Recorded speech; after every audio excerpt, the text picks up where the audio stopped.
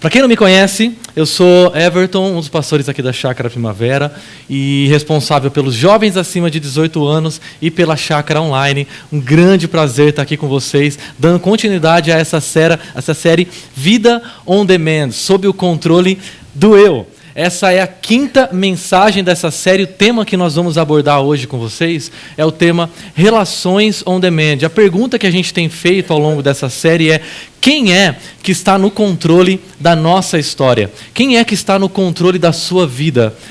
Numa das cenas dos últimos episódios dessa série, a gente conversou sobre essa vida on demand que acontece quando o eu define o que é certo e errado, belo e feio, verdadeiro e falso. A vida on demand, que é esse eu buscando ter o controle de tudo, assumir o controle da sua história, é esse ego definindo conceitos de certo e errado, é esse eu buscando o prazer a todo e qualquer custo. E esse ego que flexibiliza a ética, criando uma estética ao seu favor. Nós vimos na semana passada que quando a sua ética se torna elástica, flexível, ela mata pessoas ao seu redor, ela destrói relacionamentos. Mas quando a nossa ética se torna estética, ela mata a gente por dentro.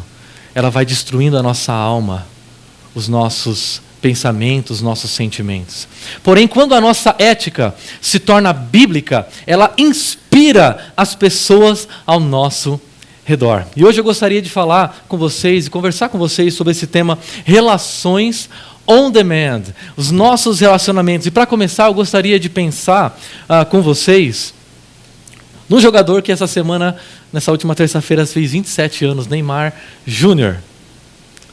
Ele sempre foi apontado como um próximo grande sucesso do futebol brasileiro, mais recente de uma longa lista de promessas que deveriam crescer, ganhar Copas do Mundo e reivindicar o seu lugar ao lado de Zico, Pelé, Ronaldinho Fenômeno, Romário. E dentro de campo, o Neymar é conhecido por ter esse estilo individual, esse estilo pouco coletivo. Quando questionado sobre a possibilidade de do Neymar voltar para o Barcelona, Louis van Gaal, ex-técnico de grandes times do mundo, como o próprio Barcelona, emitiu a sua opinião sobre o Neymar. Ele disse o seguinte: o Neymar é um jogador jovem e com um grande futuro pela frente. Ele tende a aprender a jogar como um jogador de equipe. Por quê? Porque o Neymar é muito individualista. Por todo lugar, em colunas de jornais do mundo inteiro, em opiniões dos torcedores, nós encontramos críticas, nós encontramos elogios de pessoas falando sobre esse estilo do Neymar, um estilo menos coletivo, mais voltado para o individual, menos voltado para o time, um estilo de grandes dribles, grandes firulas para tentar resolver o jogo. O que Neymar faz dentro do campo serve para nós como um símbolo de como muitas vezes nós nos relacionamos. O que o Neymar faz dentro de campo, num estilo individualista, em que quase o time joga para ele, é o que muitas vezes nós encontramos nas relações on demand, relações marcadas por um individualismo, onde a voz do indivíduo, a opinião do indivíduo, a felicidade do indivíduo é mais importante do que o bem comum e do que o bem da sociedade. A imagem da selfie é muito importante, muito interessante para a gente ver, porque o selfie é um ícone representativo de como funcionam essas relações em que o indivíduo se encontra à frente. Porque na selfie, nessa fotografia, você tem uma pessoa à frente, sorridente, esbelta, bonita, enquanto você tem um grupo ao fundo que está servindo basicamente como paisagem da foto desse indivíduo. Nós vivemos numa sociedade em que essa imagem serve de representação para os tipos de relacionamentos que nós sustentamos. No nosso mundo, a comunidade está a serviço do indivíduo. Zygmunt Bauman, que foi um dos sociólogos que melhor conseguiu descrever, expressar esse status das relações humanas no mundo contemporâneo, ele desenvolveu esse termo líquido. Modernidade líquida para Bauman está para o que nós chamamos de pós-modernidade. A modernidade para ele era caracterizada por um tempo seguro, estável, sólido, duradouro. As verdades científicas asseguravam para as pessoas de que elas poderiam se ancorar nos discursos científicos, as grandes instituições, as grandes organizações, os governos eram duradouros, eram estáveis. Mas nas décadas seguintes, tudo se tornou muito fragilizado, muito fluido. As instituições, os movimentos sociais, as opiniões e, por que não dizer, os relacionamentos. Transformações aceleradas começaram a acontecer na sociedade. Inovações tecnológicas e as ideologias e grandes instituições começaram a ruir e a serem dissolvidas, e tudo isso tem gerado em nós um profundo sentimento de insegurança, de desconfiança, de descrédito, de desapego. Veja o que Zygmunt Bauman diz sobre isso. Modernidade líquida é a crescente convicção de que a mudança é a única coisa permanente e a incerteza é a única certeza. Esse é o mundo em que nós vivemos.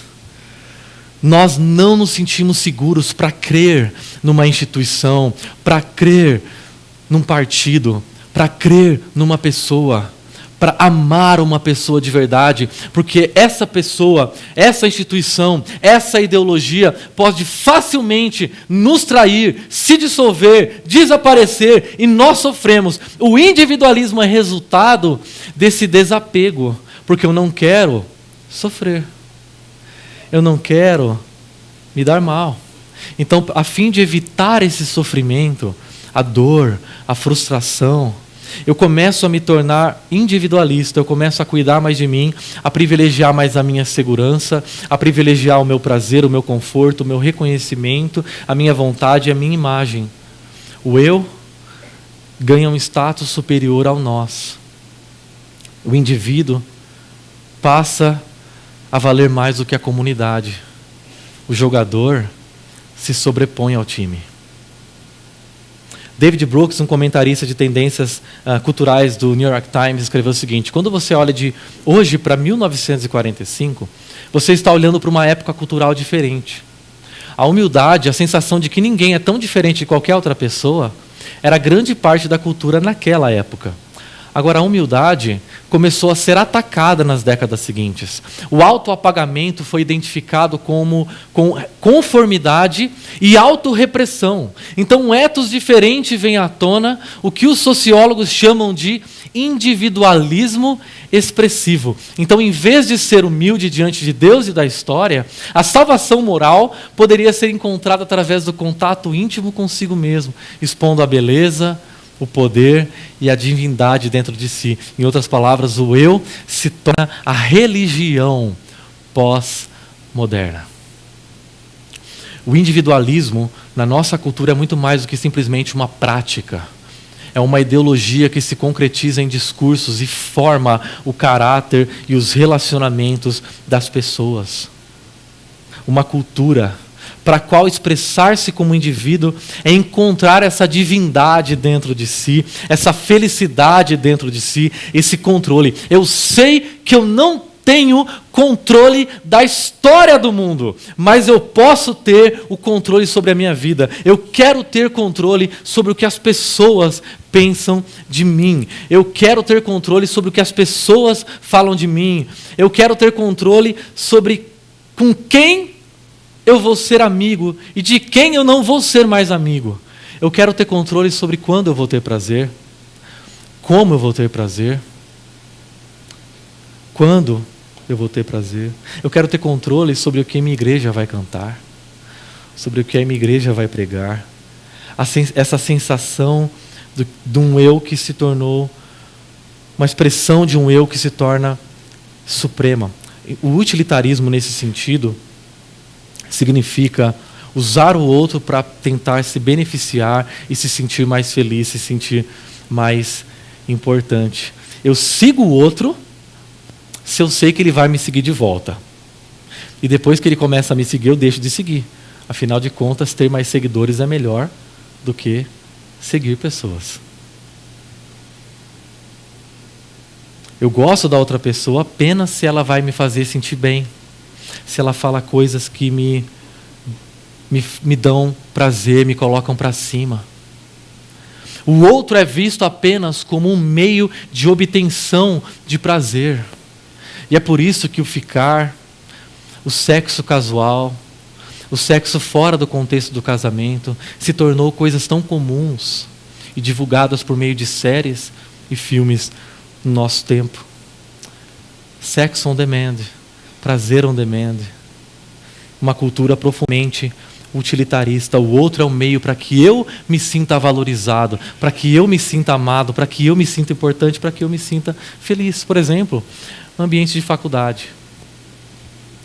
No ambiente de faculdade, quando um calouro chega, ou os calouros chegam, os veteranos começam a tratá-los como um meio deles se sentirem importantes. Então eles começam quase que cuspir no outro para poder valorizar o seu eu. E por que não dizer, para até preencher esse vazio que eles estão sentindo. Por quê?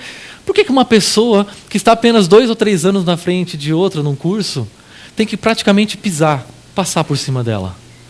Ou então no nosso trabalho, pessoas que são patrões, que estão numa área superior, atuando como gerentes, supervisores, olham para outras pessoas que estão debaixo da sua autoridade, pessoas que atuam em áreas mais operacionais, com desdém.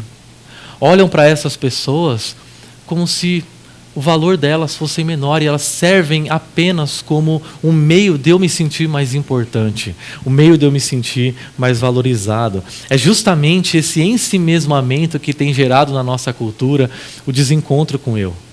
Essa busca descontrolada por felicidade que tem gerado a nossa infelicidade.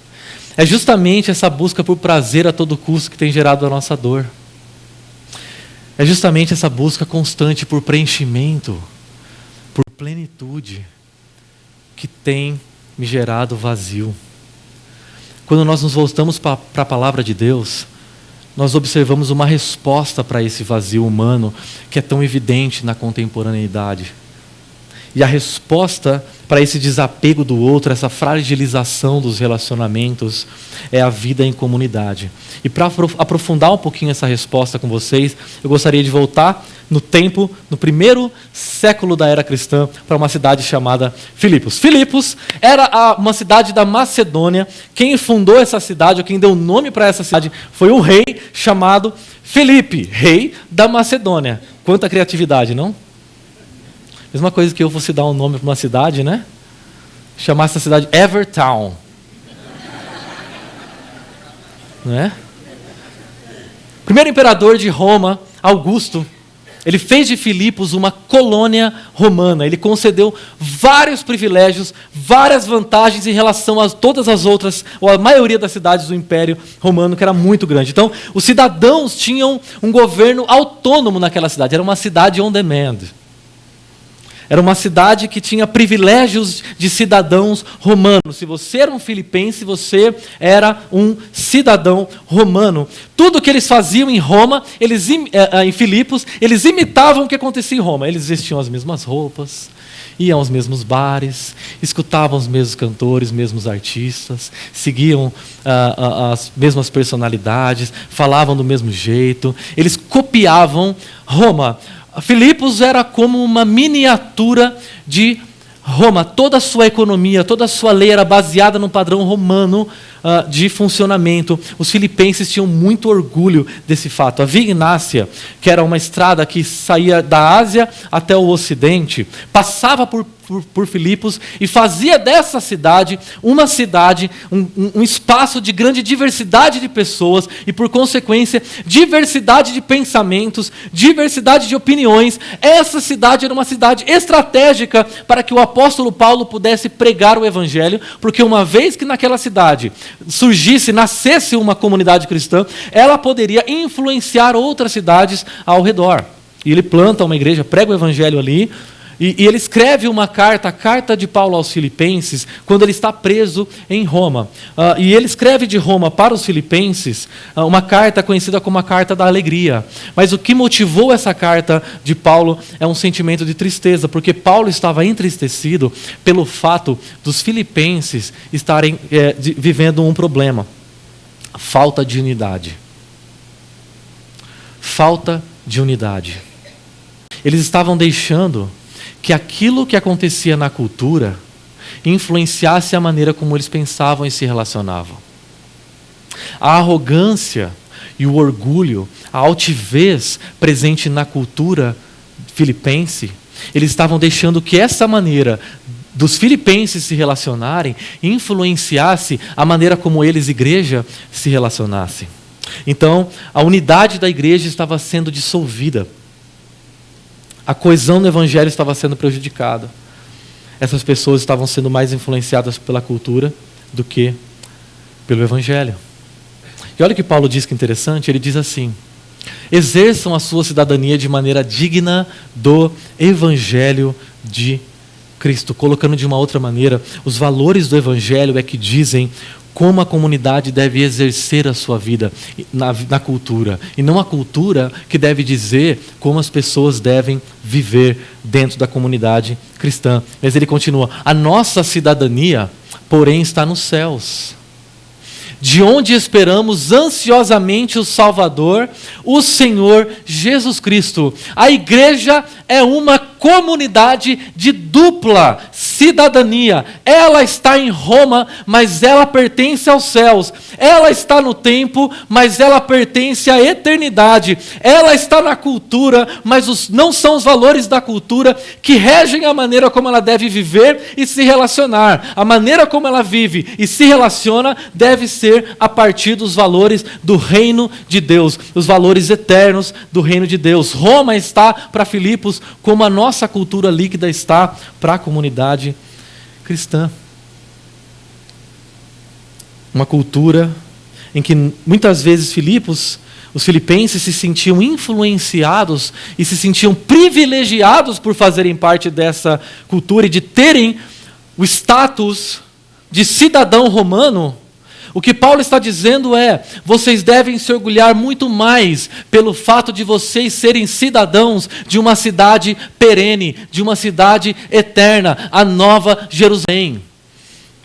É como se ele dissesse: vocês pertencem a uma cidade muito mais importante do que a cidade de Filipos. Vocês são cidadãos da Nova Jerusalém. Quem fundou Filipos foi um rei Filipe, mas quem fundou a cidade a qual vocês pertencem é o rei Jesus. O que eu passo a falar para vocês é algo que deve reger os seus relacionamentos, não essa cultura utilitarista, arrogante e individualista. No capítulo 2, que eu gostaria de me concentrar com vocês, ele apresenta uma unidade superior ao individualismo on demand. Ele diz: se por estarmos em Cristo nós temos alguma motivação, alguma exortação de amor, alguma comunhão no Espírito, alguma profunda afeição e compaixão, completem a minha alegria, façam de mim alguém alegre. Como? Tendo o mesmo modo de pensar, o mesmo amor, um só Espírito e uma só atitude. O apelo de Paulo à unidade é evidente. O que não está evidente aqui é que esse texto, no grego, é uma referência, uma conclusão lógica ao que ele disse nos capítulos anteriores. Porque não foi traduzido aqui uma expressão portanto. Então a gente precisa voltar no capítulo anterior por 2 minutinhos. Ele diz o seguinte: não importa o que aconteça, exerçam a sua cidadania de maneira digna do Evangelho de Cristo, para que assim, quer eu vá e os veja. Paulo está escrevendo uma carta, ele está fazendo uma transmissão para os filipenses. Quer apenas ouça a seu respeito em minha ausência, ficam sabendo que vocês permanecem firmes num só espírito, lutando unânimes pela fé evangélica. Permanecer não é um traço da comunidade, da contemporaneidade líquida no mundo líquido. É dissolver. Unir não é um traço da pós-modernidade. É conectar, se desconectar. Conectar, se desconectar.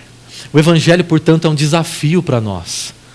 O Evangelho nos traz uma base comum pela qual nós devemos pensar e viver, nos expressar, tomar decisões, refletir, nos relacionarmos. O Evangelho dá conta de tudo isso.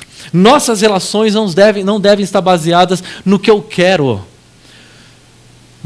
e nem no que é melhor para mim. Nossas relações devem refletir o Evangelho como uma cosmovisão, uma visão de mundo integrada. E ele diz: pois a vocês foi dado fale bem bonito e forte comigo essa expressão, privilégio. Fica melhor, eu tenho certeza. Pois a vocês foi dado de não apenas crer em Cristo, mas também de sofrer por Ele. Não apenas de crer. Algumas pessoas não conseguem crer. Crer é um privilégio que nós recebemos. Mas não apenas crer. Sofrer. E toda vez que eu li esse texto, eu sempre pensei nos cristãos do primeiro século dentro de um coliseu, repleto de pessoas, torcendo, vibrando, gritando a plenos pulmões, enquanto eles, cristãos, dentro daquele estádio, estão sendo devorados por leões e feras.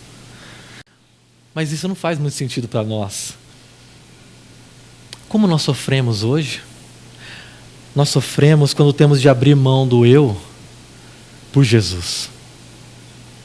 Nós sofremos quando nós temos de nos submeter ao outro por Jesus. Nós sofremos quando nós temos que perdoar, arcar com os prejuízos do que a outra pessoa fez contra nós por Jesus. Nós sofremos quando nós temos que falar e fazer coisas que nós não gostamos para preservar a unidade da igreja, para preservar a unidade da família, para preservar a unidade do casamento. Às vezes eu tenho que escutar uma música que eu não gosto. Às vezes eu tenho que servir uma pessoa que eu não gosto. Às vezes eu tenho que orar por uma pessoa que eu não gosto. Sabe por quê? Porque Jesus não nos chamou para gostar das pessoas. Ele nos chamou para amá-las. E amar inclui sofrer. Nós entramos no capítulo 2 com essas informações. E claramente nós temos organizado esse texto em 2 blocos. Se você ler na sua Bíblia, você não vai encontrar essa organização dessa maneira. Você vai encontrar coisa mais bagunçada. Eu deixei aqui para ficar um pouquinho mais didático para a gente poder enxergar esse texto. E ele começa com essa expressão se. E essa expressão se, uma conjunção subordinativa condicional. Olha o professor de português falando. No original não tem a mesma ideia que nós temos no português. Porque no português nós passamos uma ideia de algo que não é real, mas é possível e nós não temos. Se eu tivesse, se eu falasse, se essa rua fosse minha. Mas ele está falando aqui de algo diferente, ele está falando aqui de algo que é real, de algo que nós já temos. Ele está reafirmando que a igreja já possui esses privilégios. Quantos privilégios? 4 privilégios: motivação, exortação de amor, comunhão no Espírito, profunda afeição e compaixão. Uma vez que nós rendemos o controle da nossa vida, o controle da nossa história ao senhorio de Jesus Cristo, nós obtemos esses privilégios na nossa vida. Quais são esses privilégios? O primeiro, motivação. Essa expressão pode ser traduzida por encorajamento ou consolo. Nós já recebemos todo o encorajamento que nós precisamos para poder viver nesse mundo caótico, nesse mundo de sofrimento, nesse mundo enlameado, nesse mundo cheio de incêndios que matam jovens, nesse mundo cheio de chuvas que levam pessoas, nesse mundo de aneurismas, nesse mundo de AVC, nesse mundo de câncer, nesse mundo de injustiça, nesse mundo de sofrimento. Nós recebemos motivação porque nós sabemos que pertencemos a um reino celestial onde não há AVC, onde não há sofrimento, onde não há dor, onde não há choro. Nós temos essa motivação e esse consolo, porque nós sabemos que nós já recebemos esses privilégios, esse consolo. Nós não estamos vazios, nós não estamos deixados sós. Nós recebemos motivação e consolo. Esse é um privilégio que vem do Evangelho. Mas nós também recebemos exortação de amor. Esse amor que vem de Cristo. Esse amor que nos encoraja, que nos anima, que nos fortalece e que nos mostra que nós somos amados. Nós somos privilegiados pelo fato de sabermos que somos amados pela pessoa mais importante desse universo. E não faz sentido, uma vez sabendo desse amor que nós recebemos, ficarmos tão preocupados com o nosso ego. Em Jesus nós recebemos amor e sabemos que somos amados. Um terceiro privilégio, comunhão no Espírito. Em Cristo nós recebemos o Espírito Santo. Esse mesmo Espírito Santo que habita em mim, que vive em mim, o tempo todo. Ele não sai de mim. Eu não vou no banheiro, ele fica na porta esperando. Ele vive em mim o tempo todo, ele vive em cada um daqueles que se rendem a Jesus, ao senhorio dele sobre sua vida. Em outras palavras, o pastor não tem mais o Espírito que outras pessoas. Ele está só exercendo o dom, o talento que Deus deu para ele, assim como Deus para cada pessoa que a gente tem, para a gente poder usar esse talento no mundo, a serviço das pessoas. Todos nós recebemos esse Espírito Santo e compartilhamos. Essa expressão também pode ser uma possível tradução de comunhão. Ele compartilhou a presença dele com cada um de nós na mesma medida. Um quarto privilégio, uma profunda afeição e compaixão. Em Cristo nós recebemos misericórdia. Essa expressão na mentalidade hebraica é uma expressão que ela pode ser traduzida literalmente por intestino. Intestino, é isso mesmo. Você ouviu intestino, é isso. Por intestino. Porque para eles, uma forte emoção, uma forte afeição, ela vinha daqui. Sabe quando você sente frio na barriga?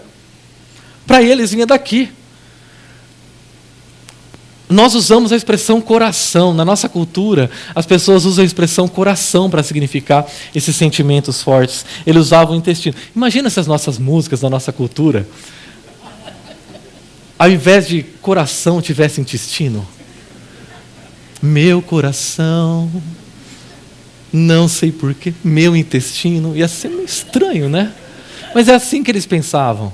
As fortes emoções vêm desse elemento visceral, uma emoção visceral, uma misericórdia, uma bondade, uma compaixão que emana de Deus, direto do trono de Deus, e vem em direção a nós, perdoando os nossos pecados. Perceba que essa linguagem dessa primeira parte no versículo 1 é uma linguagem profundamente afetiva. Mas o cristianismo não existe para gerar na gente fortes emoções. O cristianismo existe para transformar as nossas relações, a maneira como a gente se relaciona. E uma vez que todos nós recebemos esses privilégios, eles precisam ser uma realidade para nós e afetar a maneira como a gente se relaciona. E é isso que ele vai falar nos próximos umas próximas 4 atitudes práticas que advêm desses privilégios que nós recebemos.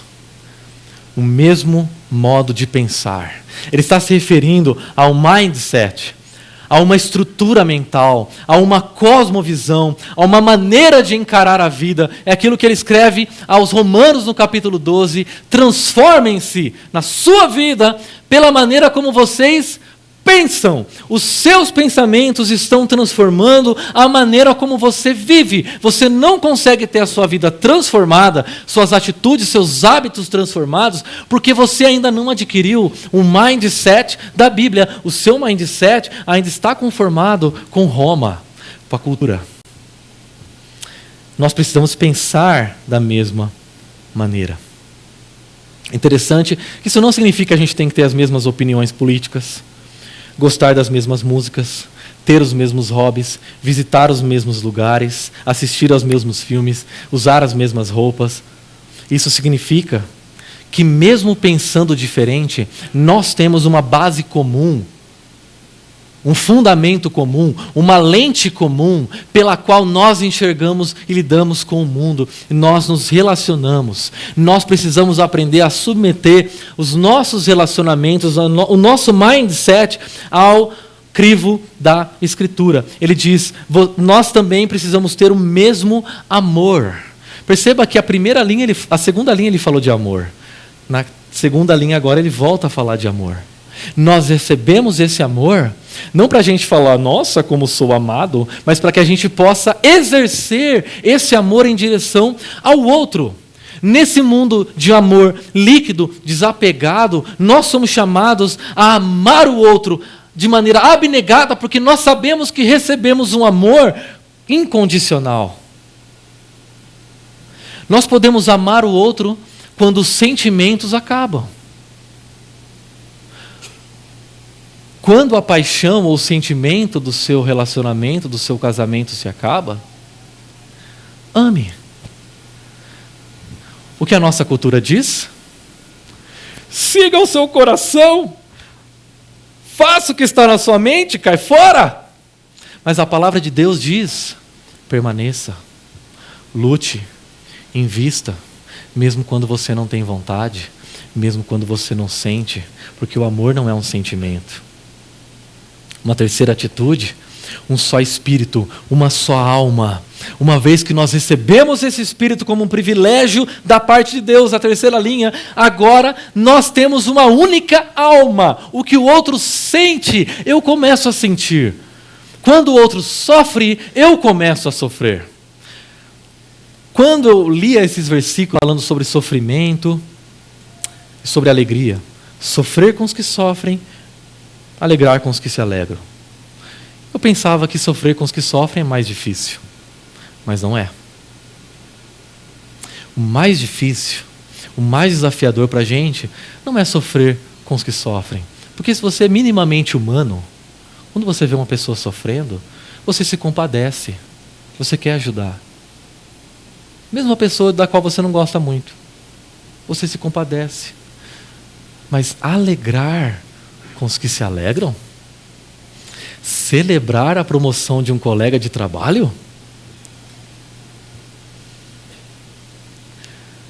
Celebrar a vitória de alguém que recebeu uma promoção, que está tendo bons resultados no trabalho? Um irmão, uma irmã? Alguém da comunidade, do seu grupo pequeno, que está se dando bem, que tem a mesma idade que você, ou é mais novo, e está se dando melhor? E celebrar! Isso é um desafio para nós. Mas é possível, porque nós temos o mesmo Espírito vivendo em nós. Uma só atitude. Interessante que a mesma expressão, modo de pensar ali, é a mesma expressão que ele usa agora, atitude, no grego. Aí você se pergunta, mas por que ele usou na tradução uma palavra diferente? Porque se ele usava a mesma palavra, eu não teria o que explicar para vocês. Não é verdade? A expressão mindset, essa expressão phronel, uma expressão grega que significa essa estrutura mental. Nós nos submetemos a uma missão. Nós estamos debaixo de uma missão. Por isso nós temos a mesma visão. Essa expressão, a mesma, nós seguimos uma estratégia. E a estratégia vem do grego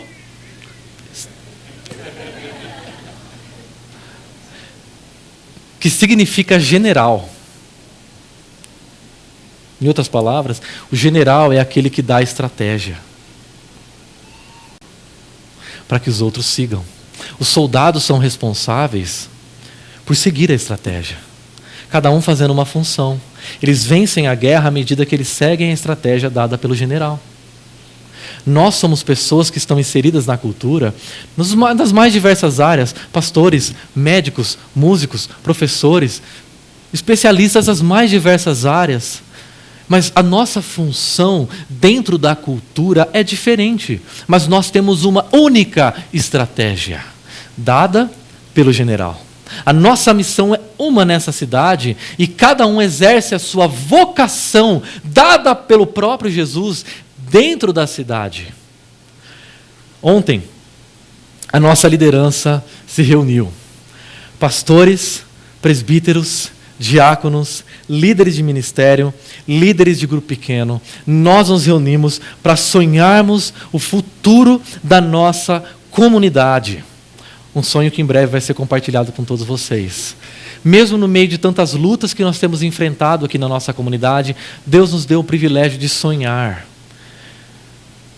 com o futuro, de continuar sonhando. Nós fazemos parte de uma comunidade cuja missão é comunicar a vida em Jesus de maneira contemporânea, criativa, acolhedora e transformadora. Em outras palavras, nós fazemos parte de uma comunidade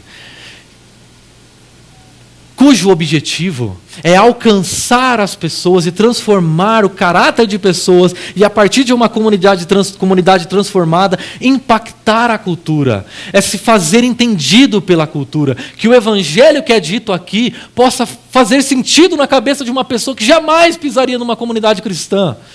Ela se sinta parte de nós, se sinta à vontade no meio de nós. Muitas pessoas vêm para a Chácara Primavera e dizem: a música da minha igreja, ela dá emoção, ela dá arrepio, ela faz a gente chorar, que vocês ficam tocando MPB, baião. Eu fiz o baião. E eu nem gosto de baião. Mas é tão gostoso cantar baião na comunidade. É uma música feita para a comunidade.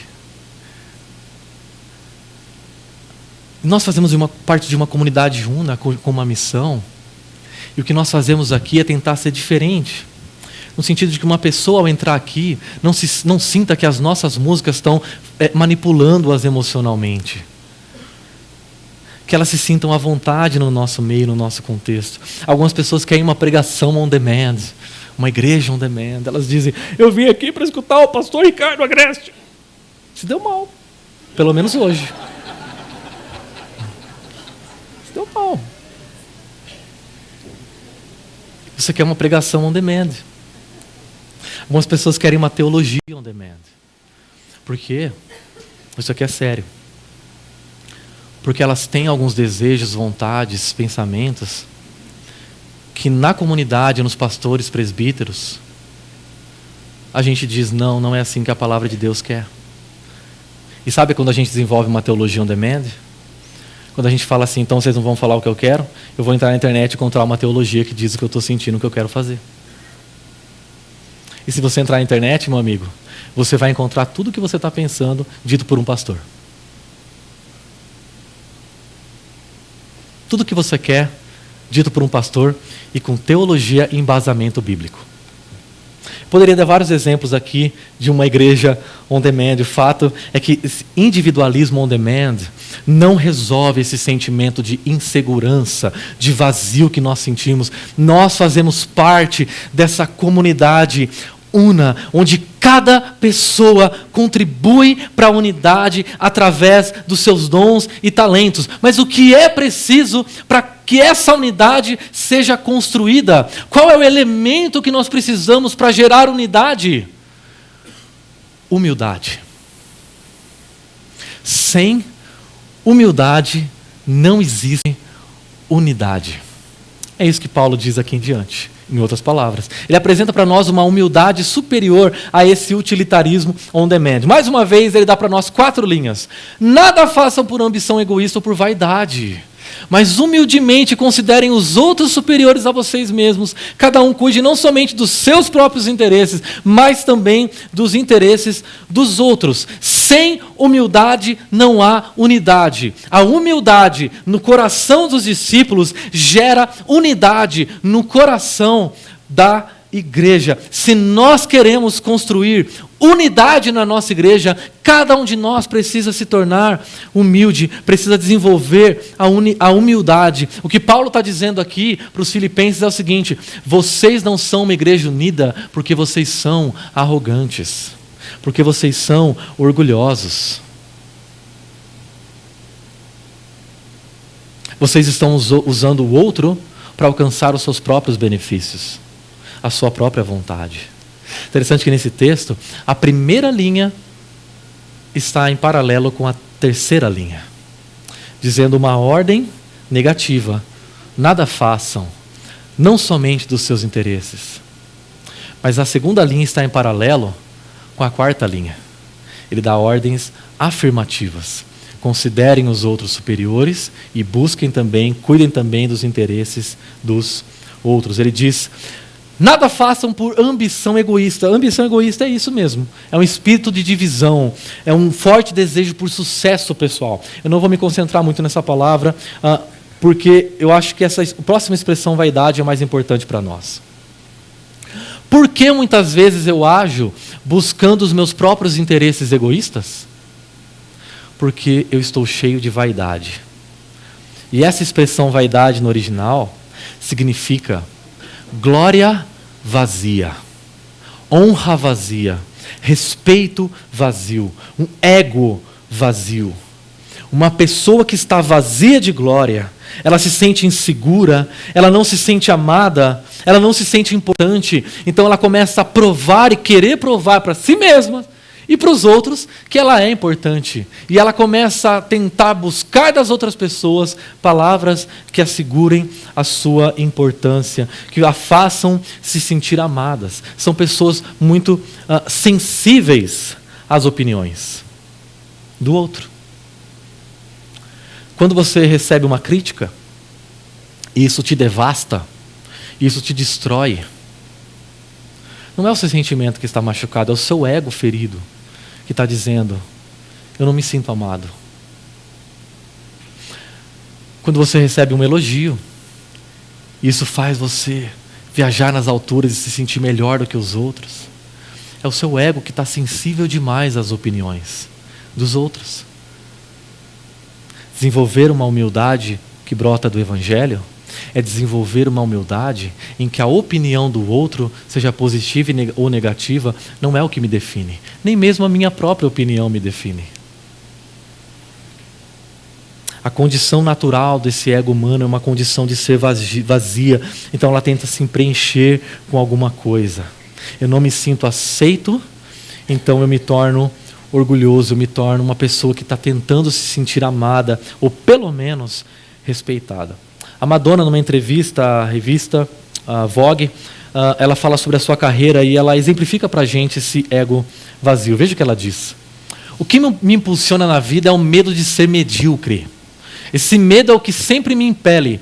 Eu venço um de seus ataques e descubro-me como um ser humano especial, mas logo continuo me sentindo medíocre e desinteressante, a menos que eu faça outra coisa espetacular. Apesar de ter me tornado alguém, ainda tenho de provar que sou alguém. Minha luta terminou e eu acho que nunca terminará. O ego vazio é um ego atarefado. É o que Tim Keller diz naquele livrinho chamado Ego Transformado. É um ego vazio, é um ego dolorido, é um ego atarefado, porque ele está constantemente trabalhando em busca de atenção. E Madonna é muito interessante porque aqui ela demonstra ser muito consciente de quem ela se tornou e de quem ela é. O orgulho é essa fome por glória, uma necessidade que nós sentimos de respeito, de assegurar para as pessoas que nós somos amados. Muitas vezes o orgulho gera um sentimento de comparação com o outro. Eu me sinto vazio, então eu tenho que me comparar com o outro para me sentir melhor. Cristianismo Puro e Simples, de C.S. Lewis, ele diz o seguinte: o orgulho não tem prazer em ter algo, apenas em ter mais do que o outro. Dizemos que as pessoas têm orgulho de serem ricas, espertas ou bonitas, mas não são. Elas se orgulham de ser mais ricas, mais inteligentes ou mais bonitas do que os outros. Se todos os outros se tornassem igualmente ricos, espertos ou bonitos, não haveria nada do que se orgulhar. É a comparação que te deixa orgulhoso, esse prazer de estar acima do resto. A comparação contínua é um mal tão grande que nós começamos a nos enxergar como pessoas, não como pessoas feitas à imagem do Criador, mas como subprodutos de uma cultura do descartável. É uma força nessa sociedade do desempenho. Nós observamos a competência das outras pessoas, a beleza das outras pessoas, a felicidade das outras pessoas, a piedade das outras pessoas, o carro das outras pessoas, e nós começamos a comprar coisas que nós nem gostamos, nem queremos, com dinheiro que nós nem temos, para impressionar pessoas que a gente nem gosta.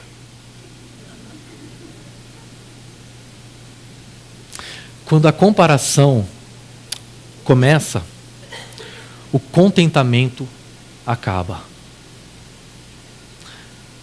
É o que o pastor Craig Groeschel disse. Quando nós começamos a nos comparar com as pessoas, a gente começa a se tornar infeliz. Porque sempre tem alguém melhor do que a gente. Porque sempre tem alguém que tem mais do que a gente. Paulo continua dizendo: considerem os outros superiores a vocês mesmos. Deixa eu voltar aqui, porque eu passei. Aí. Considerem os outros superiores a vocês mesmos. Não cuide somente dos seus interesses, mas também dos interesses dos outros. Em outras palavras, não se compare com as outras pessoas tentando provar que você é melhor. Coloque o outro na escala de alguém superior e considere essa pessoa mais importante do que você mesmo. Porque quando eu sei que eu sou amado por Deus, eu tenho a segurança necessária para poder dizer que o outro é melhor do que eu. Que o outro faz algo melhor do que eu. Eu consigo elogiar e procurar os interesses do outro. Na sua relação com seus funcionários, com pessoas que estão no escalão abaixo, a sua função é se comportar como quem serve, e não como quem é servido. E não como alguém que está à frente. Não como alguém para quem as pessoas parecem que estão devendo algum olhar, algum cumprimento, alguma palavra, alguma coisa. Mas ele diz: cuide não somente dos interesses dos outros, mas também dos seus interesses. Eu preciso cuidar dos meus interesses. Quando a gente lê alguns textos assim, a gente pensa: então agora eu preciso dedicar totalmente minha vida ao outro. Mas o que ele está dizendo é: você precisa cuidar dos interesses dos outros sem deixar de cuidar dos seus próprios interesses, das suas próprias coisas. Mas ao fazer isso, ao buscar os seus interesses, que através dos seus interesses outras pessoas possam ser beneficiadas. Outras pessoas possam se sentir bem. Gosto muito do que C.S. Lewis fala nesse livro ainda, Cristianismo Puro e Simples, porque ele diz assim: quando você encontra uma pessoa verdadeiramente humilde, você não sai de perto dessa pessoa falando: como ela é humilde, hein? Por quê? Porque pessoas humildes não ficam dizendo o tempo todo que elas são insignificantes. Pessoas que ficam o tempo todo dizendo que elas são insignificantes, elas estão pensando o tempo todo em si. A humildade que brota do Evangelho, ela não faz a gente ficar pensando em si nem mais, nem bem, nem mal. Ela faz a gente ficar pensando menos em si e mais no outro. Uma pessoa verdadeiramente humilde, quando você encontra com ela, você não sai de perto dela dizendo: como essa pessoa humilde. Você sai de perto dela dizendo: como essa pessoa se interessou por mim. Como essa pessoa manifestou interesse genuíno e real por mim. Essa é a humildade que brota do Evangelho, uma humildade que se interessa mais no outro do que em si mesmo. Deixa eu dar um exemplo para vocês. Kobe Bryant é um ex-jogador de basquete profissional americano. Ele jogou toda a carreira dele, que durou 20 anos com Los Angeles na NBA. Ele entrou direto na NBA do ensino médio, sem passar pela universidade, e ganhou 5 campeonatos com o Lakers. No total, ele disputou 15 All-Star Games, que são esses jogos entre os melhores dos melhores, com 10 vitórias e 5 derrotas. Ele é amplamente considerado como um dos maiores jogadores de basquete de todos os tempos. Bryant é um jogador da história, o primeiro jogador da história da NBA que conseguiu conquistar 20 temporadas, jogar 20 temporadas. Eu gostaria que você acompanhasse o que ele diz nessa entrevista. I just looked at it as I want to be one of the best basketball players ever played. That's the end goal. Okay. How do I get there? How do I get there? Every decision I made in my life was centered around the process of helping me eventually get there. You know what I'm saying? So I had that purpose. Once I had that purpose, every decision that I made was centered around that purpose. You look back on it now. Where do you see yourself? Did you do everything you wanted to do? Did you become the best basketball player? But my goal is to change basketball. I think like as a kid, I said I want to be the best ever. Now you go through your life, everything you do, try to be the best. As you get older, you start understanding that those things are very superficial things.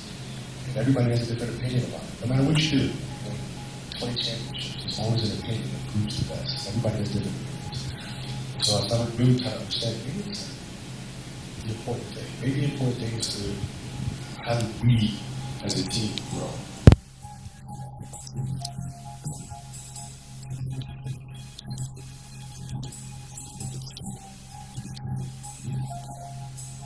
How are you inspiring others to find themselves? That is the ultimate championship. So, won 5 championships, that's great. Another team won a championship this year. Teams won a championship next year. Those things come and they go. But what stays is how do you use your passion to inspire somebody else to create their passion? Then how can they pass that on to the next person? That is true success.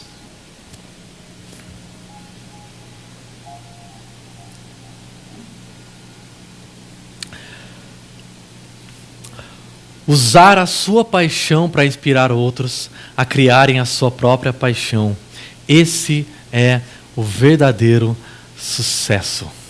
Eu não consigo deixar de pensar no pastor Ricardo Agreste, em como ele representa isso para milhares de pessoas, jovens pastores e líderes no Brasil e fora dele, que inclusive o pastor fez aniversário nessa última sexta-feira. E ele simboliza justamente esse desejo, essa paixão que inspira paixão em outros. Em como ele tem funcionado como mentor para tantas pessoas da nossa comunidade fora, para que essas pessoas possam usar os seus dons, talentos e terem paixão naquilo que fazem. E não só pessoas que exercem a sua vida comum no contexto da cultura, mas inclusive pastores e líderes. Porque pastores e líderes começam a mobilizar pessoas com paixão, a cuidar de pessoas com paixão, a pregar com paixão. Ele tem uma paixão que inspira essa paixão em outras pessoas. Hoje o pastor Ricardo Agreste está de licença para cuidar da saúde, em outras palavras, emagrecer. Renovar a sua mente, investir no tempo de relacionamento com a Sônia. Mas eu creio que esse tempo vai ser profundamente importante para que ele volte mais inspirado e apaixonado para criar paixão, para investir em outras pessoas, para que outras pessoas possam exercer a sua vocação no mundo de maneira mais excelente, de maneira mais apaixonada, de maneira mais vigorosa, de maneira mais real. É esse tipo de coisa que a gente precisa fazer. A gente precisa buscar os nossos interesses e usar os nossos recursos, talentos, dons, as nossas paixões para inspirar paixão em outras pessoas, para inspirar a vida de outras pessoas. Mas existe uma inspiração muito maior do que o Kobe, do que o Ricardo, do que tantos outros líderes, e Paulo chama atenção para a gente desse exemplo superior de unidade e humildade. Seja a atitude de vocês a mesma de Cristo Jesus. seja a atitude de vocês, e aqui mais uma vez ele usa aquela expressão mente, seja a mente de vocês a mesma de Jesus. Pensem da maneira como Jesus pensa. Enxerguem a vida da maneira como Jesus enxerga. Que a mesma mente que Jesus tem seja a mente de vocês. Que a gente pense como Jesus pensa, porque os nossos pensamentos é que conduzem a nossa vida, que lideram a nossa vida. A maior das batalhas, as maiores batalhas que nós travamos na nossa vida, na nossa história, são travadas na mente. Na mente. A sua vida está se movendo na direção dos seus pensamentos mais fortes. Essa frase me leva a fazer uma pergunta. Quais são os seus pensamentos mais fortes? O que tem enchido a sua mente? A sua vida só vai ser transformada à medida que você se deixa encher pela mentalidade de Jesus. E o que Jesus fez?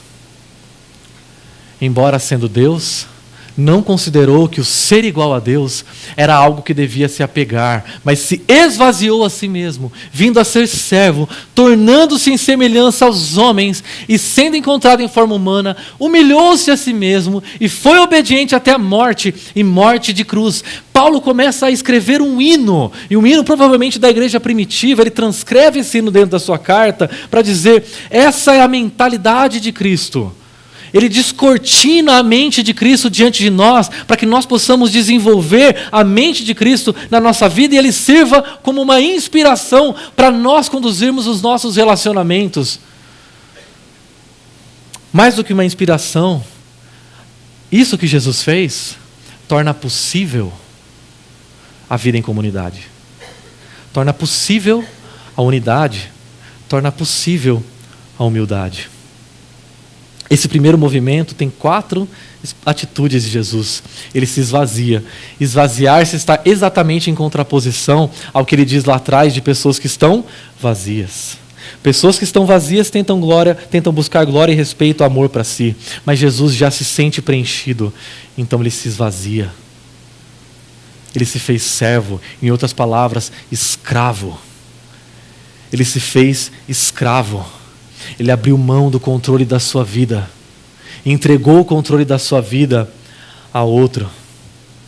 Ele se humilhou, ele teve uma atitude contracultural, ele obedeceu até o fim, até uma morte humilhante. O que faz a igreja é a mente de Cristo. Nós só vamos viver como igreja quando nós nos enchermos dessa mentalidade de Jesus. Para que nós consigamos desenvolver a humildade que Jesus tem, nós precisamos nos encher da mente dele e pensar como ele. Por quê? Porque por causa disso que Jesus fez, Deus o exaltou à mais alta posição, ele deu um nome que está acima de todo nome, para que o nome de Jesus se dobre todo o joelho no céu, na terra e debaixo da terra, e toda a língua confesse que Jesus Cristo é o Senhor, para a glória de Deus Pai.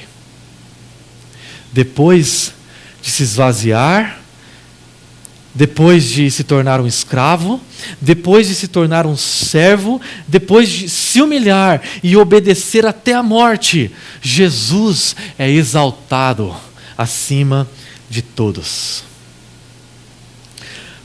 Quando Kobe Bryant tinha cerca de 11 anos de idade, ele disputou um campeonato com as outras crianças. Um campeonato que durou todo o verão. Nesse campeonato, ele não marcou uma cesta. Quando chegou ao final desse campeonato, ele estava profundamente chateado, desapontado consigo mesmo. O pai dele o puxou para perto e disse: Kobe, vem cá. Não importa se você não fizer nenhum ponto, ou se você fizer 60 pontos num único jogo, eu não vou deixar de amar você. Jesus, antes de entrar nas quadras, antes de fazer qualquer coisa, antes de pregar qualquer sermão, antes de expelir qualquer demônio, antes de curar qualquer pessoa, antes de levantar qualquer coisa, dizer qualquer palavra, ele ouve as palavras do seu pai, que dizem para ele: você é o meu filho amado, em quem eu tenho toda a minha alegria. A segurança do pai do Colby, desse amor que o pai dele transmitia para ele, fez com que ele pudesse se doar nas quadras. A segurança que Jesus sentiu ao ouvir essas palavras fez com que ele pudesse doar a sua vida numa cruz. É esse amor que nós sentimos, é esse amor que nós recebemos, é esse amor que o Pai diz para nós. Não importa o que você pensa sobre você, não importa o que as pessoas pensam sobre você, o que importa é a opinião da pessoa mais valiosa e importante desse universo, que diz para nós: você é o meu filho amado, a minha filha amada, em quem eu tenho toda a alegria. É essa segurança que eu preciso ter para poder me doar. É essa segurança que eu preciso ter para poder servir abnegadamente os interesses dos outros. Quando Jesus entra na história, ele entra como filho único quando o pai diz isso para ele. Mas quando Jesus faz todas essas coisas e sai da história, ele sai não como unigênito, ele sai como o primogênito. O primeiro dentre vários irmãos que escutam do Pai o mesmo amor direcionado para Jesus. Jesus não é mais o único filho. Agora ele tem vários irmãos que ouvem as palavras do Pai dizendo: você, meu filho amado, nesse mundo de mudanças, nesse mundo líquido, você é amado. Você não está vazio de amor. O meu amor não muda como as circunstâncias do mundo mudam. Deixa eu fazer umas perguntas para você. As suas ações têm contribuído para que a unidade em torno da visão da nossa comunidade seja contribuída? Em outras palavras, o que você tem falado por aí? O que você tem feito por aí? O que você tem, os seus recursos, os seus dons, os seus talentos, sua energia, seu tempo, têm sido usados para que a unidade em torno da visão da nossa comunidade seja construída? O que você planeja fazer com o seu tempo, com a sua influência, com os seus recursos?